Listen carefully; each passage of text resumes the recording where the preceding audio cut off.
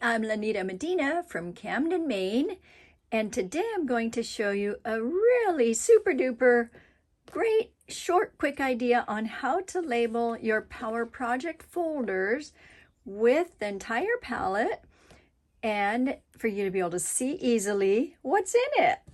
And this original idea, I originally saw it from Pam Wynn. So thank you, Pam, for that idea. She showed it on our Creative Cafe International Tip Day. And a lot of you have been asking about it. And sometimes it's hard to find tips. And so I thought, well, let's just show it here then. Okay, so the idea is that you'll be able to quickly find your summer break paper and the coordinating cardstock because of how you're labeling it using the paper, the top paper that comes in the paper pack. So let's get started. All right, every one of these has a line. That's where I start, on the line right here. Okay, that little line, and it doesn't have to be exact. In fact, if you cut it off a little bit, it's a little bit better for the cardstock side. So there's that. Oh my goodness, I just changed my matte strip and it is cutting so much better. So if things aren't cutting well, that may be one of the things. Okay, back to this. All right, so the measurement from here to here is 4 inches, a little over. So I'm going to go 4 inches. It can go a little under, but we'll do that for now. I can always cut it down more. And then the width here is a little under 1 inch. And so I am going a little under 1 inch here, just a hair under. And that's why I was saying to cut a little bit above the, where's that piece of paper? The one that had the little line, because we want this little piece of coordinating cardstock to fit on the measurement, the words, just because otherwise it looks funny. So there you go. And of course I have this one here, but I'll just tuck that in. Now, why would you want the cardstock? And by the way, I do start with the cardstock on this one because the cut is easy and I can get rid of that and be done with that. So I'll continue showing you this and then I'll talk to you about why you want the cardstock. All right, so I know that I want as close to the summer break word as I can get, but not too far from, because I can always cut a little more off of it. Okay, that's probably a bit much, but let's go to the 4 inches. Okay, so that's too much. We need to cut off of this. And I am going to pull out this one. I'm just going to put this right close here because I don't want to forget to tell you how to do longer words, because I just forget things, in case you hadn't noticed. All right, so there we go. We are right on that one. So I'm going to pull it a little over just so it's not really unbalanced, and I'll cut a teeny bit off of this side. Okay, that side, a little bit. Usually it's not this tedious. Usually I am not really particular, but because I'm showing you, I thought I better be a little more particular. I am, however, now pickier about, okay, so I am at 1 inch, about the measurement, the 4 inches, just not how much space is in between. And I'll tell you why, because these tend to fall out if they are too loose and too small. Okay, so this I actually could have gone a little bigger on that. So you can go exactly 4 inches. I think I went a little under. This one is a better one.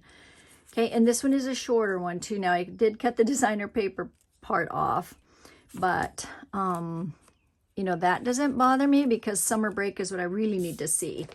Okay, how to do one of the longer ones. So I went ahead and cut it, and I'm basically just going to just cut right there. And yes, this will be shorter. And so then what I do is I'll just put a little bit of adhesive on it, and then here's the next fun part about this. So this one is, my original was US of A, and I used to write it, but that's why I loved this idea. And then I have the Washington, D.C. in here. And so I just failed to put that on there, and I could not find my Washington, D.C. for anything. So this reminded me that, yes, indeed, I need to do this so that I can find my papers. Okay, this one is also a little too long. How did I do that? Did I not measure right? Let me just do this one again. I think I may have been, oh yeah, it has to be a little under. I think I did say that, didn't I? Okay, now, so I have the adhesive on it, and that will really keep it in place. So if this wouldn't be here, right? And so then I would put the, oh, I'm sorry, what? Oh my goodness. Okay, this is here. Okay, there. Then this is here. This one is an old folder, but I wanted to show you how you can add to your folders. Okay, there's that. And then I can put the coordinating cardstock here, because this cardstock is pretty much, look, it's the same for Washington, D.C. It'll be pretty much the same for US of A. So I'm very excited that that will go with everything that I have. Now, where will this one go? Because this is the older one, this is going to go in back. Okay, so that's nice too, that you can actually have dual labeling. Isn't that fun? And then you can use your folder for all the things that are of red, white, and blue. Now, next to the last thing, because I have 3 different palettes in here, I like to divide them up in using the Power Simple sleeves. I do have some of these lemon ones left. That's why I put it in here, just to be able to know that this is another palette or collection, but obviously you can use this one too. All right, now how about the actual cardstock?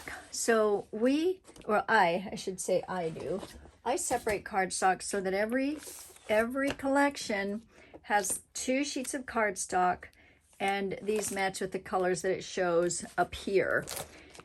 Now, if this gets lost, you still have the postcard. If you were to have bought this from one of us that sells them, and you can always put the postcard in here so that you know, or you can cut that off. You don't need the whole postcard. However, this is the best way there. Thank you, Karen Mahoney, for sharing her wisdom on doing 2 sheets of each of the cardstock, because I had not been doing that, and it is such an advantage for all of us to be able to have our cardstock right handy. And here I went and put it away instead of showing you what I like to do with that. Once again, it does not need a folder necessarily. I'll keep this right there. This can go right into the back. I have several other folders in here. One has my scraps in it, and the other one has, so I keep, in the front I keep my embellishments, and you know that I keep them this way. I put them there.